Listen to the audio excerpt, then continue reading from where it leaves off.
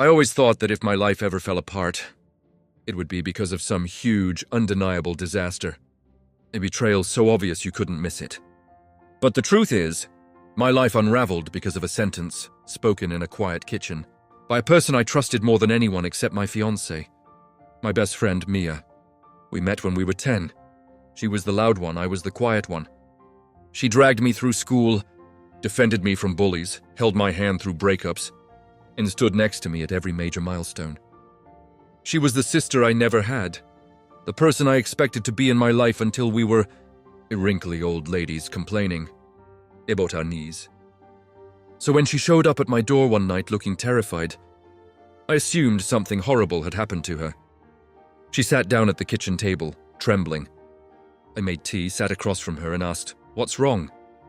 She looked me dead in the eyes and said, "Your fiancé confessed feelings for me." My brain went blank. At first, I didn't even react. I just stared at her, trying to understand the words. My fiancé Ethan?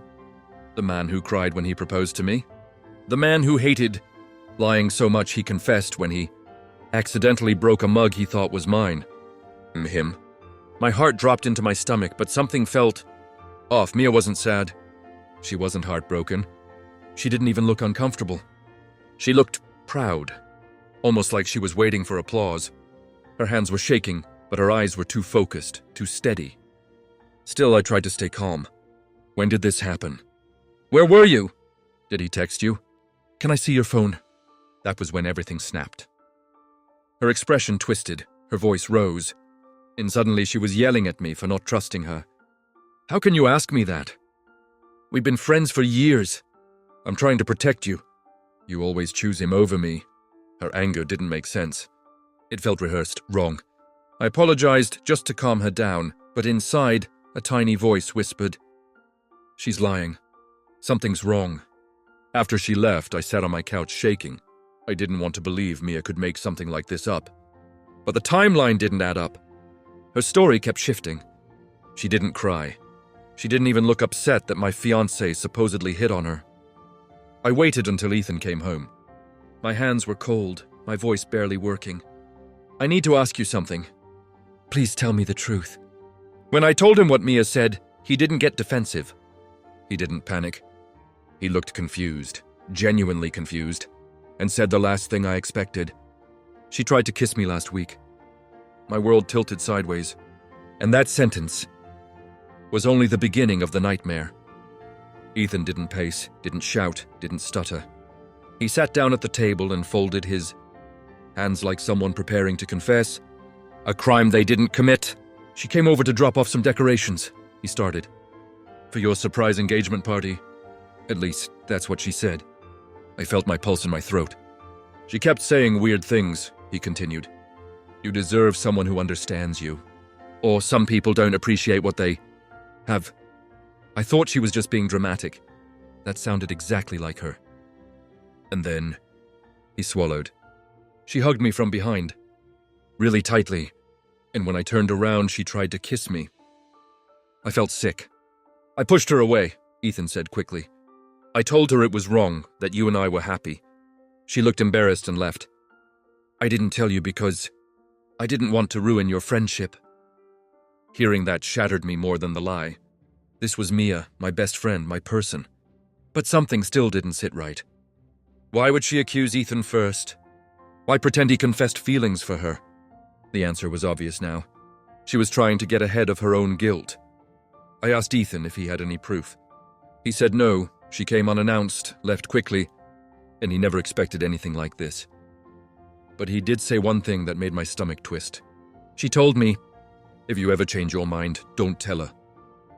That was the moment everything clicked. Mia didn't want the truth. She wanted Ethan, and she wanted me out of the picture. The next day, I checked our home security camera, something I had completely forgotten about because it was connected to an app I barely used. I didn't expect to find anything. But there it was. A short clip. The hallway camera. The exact day Ethan said she came over. She hugged him. He pulled away. She tried to turn his face toward hers. He stepped back. She looked frustrated and wiped her eyes before walking out. I stared at the screen in disbelief. This wasn't a misunderstanding. This wasn't confusion. This wasn't misinterpretation. This was betrayal. I sent Mia a text. "We need to talk." "Come over," she replied instantly. Of course, the heart emoji made me angrier than anything. When she arrived, she walked into my house smiling like nothing was wrong. Like she hadn't just tried to destroy my relationship. I didn't say a word. I just pressed play. Her face drained of color. And that's when the real madness began. The moment the video ended, Mia froze. Then something inside her snapped. I could see it happen right in front of me. Her breathing turned shallow, her eyes glassy, her hands shaking. For a second, I thought she would apologize. I thought she'd break down and admit everything. Instead, she laughed. A sharp, deranged little laugh. "You don't get it," she said. "You never did." I stared at her, stunned. "All my life," she continued, "I've been second place. To you, to every guy, to every opportunity. You get everything without even trying." "What are you talking about?" I whispered. She stepped closer, anger twisting her face. "You don't deserve him. He should have been mine. I love him more than you ever could." My skin went cold. "He chose you because you're safe," she hissed. Predictable, boring, but me? I'm exciting. I'm passionate. I'm everything he wants but doesn't admit. This wasn't jealousy. This was obsession. "Mia, you need help," I said quietly. She grabbed my arm so hard it hurt. "No, you need to get out of the way. I was trying to help you. If you believed me, if you left him, he'd come to me. He would see what he's missing." I pulled my arm away. She broke then, completely. Tears streaming, screaming about how I stole her future, how I took every good thing in her life. None of it made sense. When Ethan came home 20 minutes later, she turned on him instantly, begging him to be honest, begging him to choose her. He looked horrified. "I don't love you," he said firmly. "I never have." She collapsed. Not fainting, just crumbling emotionally, screaming, pounding her fists on the floor like a toddler.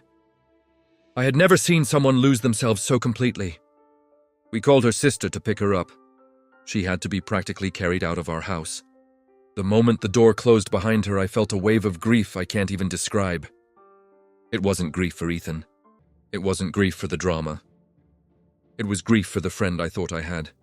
Because the person who left my house that night was a stranger, and I knew one thing.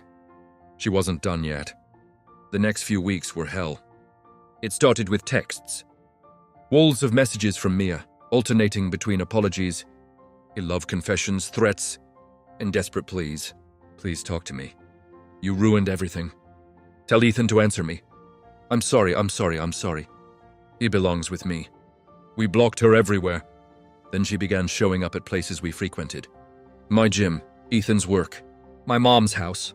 Always coincidentally, always with excuses. Her sister called me one night and apologized through tears. "She's not stable," she said. "She's obsessed. Not just with Ethan, she's obsessed with being you." That made my blood run cold. We installed new locks, changed our passwords, updated our cameras. It felt insane, like preparing for a stalker.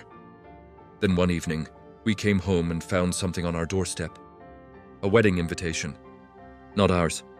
Hers, with Ethan's name written next to hers in glitter pen. That's when we realized she wasn't trying to win Ethan anymore. She was rewriting reality in her head. Her sister took her to a psychiatric clinic for evaluation. I don't know the details, but she stayed there for a while. When she came out, she sent one final message. "You ruined my life. One day you'll regret choosing him over me." I didn't respond. I didn't need to, because by then I understood something horrible. Mia didn't betray me because she wanted Ethan. She betrayed me because she wanted to be me. And no matter how much she destroyed, the only person she truly ruined was herself.